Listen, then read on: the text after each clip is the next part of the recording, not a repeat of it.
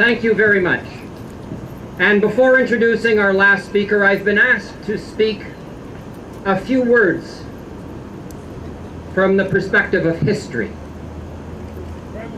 I am here today because my rest has been disturbed. The unthinkable looms before us. The theft of the greatest single public resource in this society, your public electricity system. In agricultural societies, it is only in the utter despair of hopeless famine that the seed grain is eaten. You see, it is the seed grain which is planted for the future harvest. When a meal of seed grain is served, sustenance is mixed with the horror of what is to come. In an industrial society, selling the people's electrical system and spending the proceeds is not unlike eating the seed grain. Why then does this flagrantly bad idea have any legs at all? It is because of the incredible power of big capital. That's who stood against us nearly a century ago, and that's who stands against the people now. Do you have any idea how hard we fought to wrest electricity from the grip of the plundering moneybags? Do you have any idea what we were up against in the fight to establish at cost public electrical power in this province? We were up against the richest of the rich in this city and in the Western world.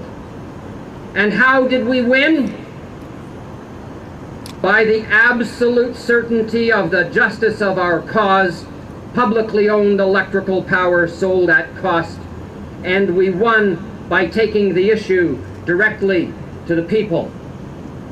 I toured this province early in this century, often trying to win the support of people who had not yet seen an electric light bulb. I took with me on a wagon a small electrical generator and invited people to imagine their lives transformed by electricity, something which they had not yet experienced. And they had the wisdom to get behind us. They had the wisdom to see the importance of this new technology. So did the robber barons. It was a mighty contest. There were huge public meetings. In Toronto, there was outrage at the gouging of the private power producers who at that time controlled this city's supply of electricity. There was profiteering on a massive scale. I addressed a raging crowd that packed Massey Hall. Power at cost was the cry. In the forefront of those who opposed us was a glutton of pomp and wealth, Sir Henry Pellet, owner of the so-called Electrical Development Company. In a city in which thousands lived in desperate conditions, Sir Henry Pellet quickly amassed a fortune through his control of the city's electrical supply. A fortune large enough to build a castle. Yes, there is a monument to the great accumulation of wealth which flows from private ownership of electrical utilities, and that ownership is Castle Loma. Have you seen it? Yes. That was one man's home, built on the wealth which he sought from this city. And the people rose up and said, no more.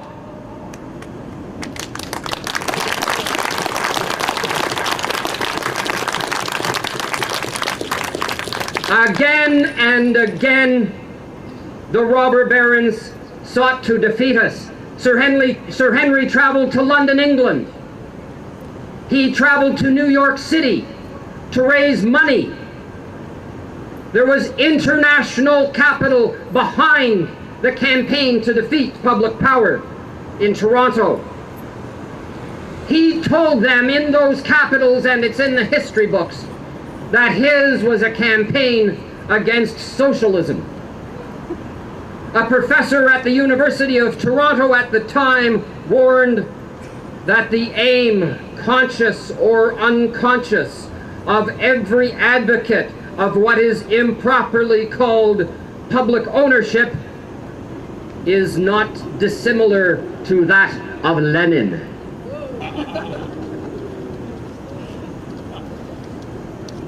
Sir Henry raised a lot of money. For the politicians, there were payoffs and promises of cushy jobs with their wealthy patrons. It was all done so quietly, as you know, but on one glorious day they were caught red-handed. They had bought with their money the support of every newspaper in Toronto but one, called the Daily World.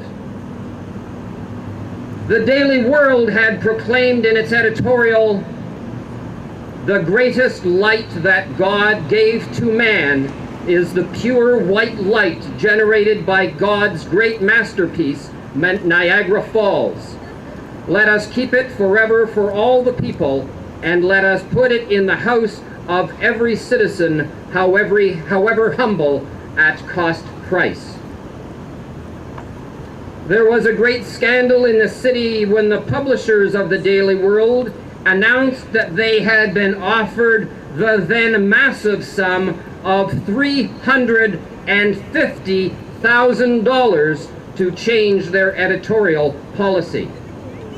They refused and exposed the crime.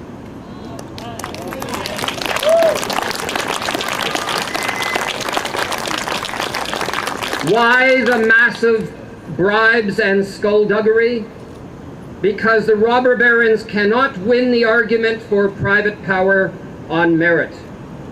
It was obvious then, and it has been proven for decades since, that there is no better way to produce and distribute electricity than through public utilities. I call upon you to steel yourselves for battle. Public ownership of electrical power was the foundation not only of economic development of private industry, it was and is to this day the cornerstone of public enterprises which serve the people throughout this province. Don't let them remove the cornerstone, for much would fall with it. The people are with you, there is no doubt. You've won their hearts and minds and must now get their legs moving. Thank you very much.